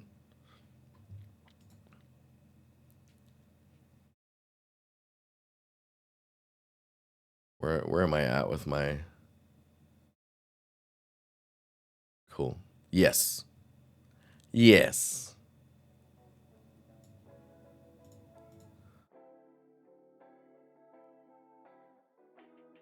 Whenever you say that, Amit, I hear it from when you say it in real life. There's always next time. There is always next time. Stay tuned, for sure. No, thanks everyone for hanging out. And you guys came through with hella posts. For our first stream back in a month, I think we did okay. I think it did all right. It's always a matter of trying to balance your time, you know? No, but I appreciate you guys coming by, hanging out, and chilling with me as I figure out what the heck I'm doing again.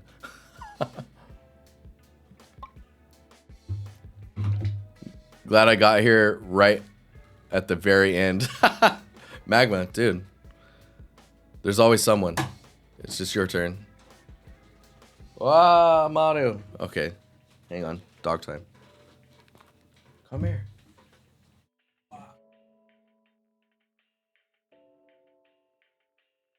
You look at this watch hand. Yeah.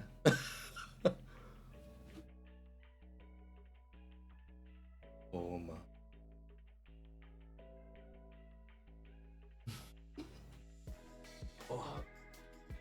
Oh, really? I'll see you guys later. Did I get Mario a toy? No, I need to actually. Someone suggested that I do an Amazon wish list for Maru. I'm sure you guys would love that. Don't give me the money, give it to Maru. All right, guys. I'll talk to you later. Have a good evening, and I'll see if I see you on Sunday. It sounds like trains are super jacked up, and I'll be coming back from out of town on Sunday. I will keep you updated. Later, guys.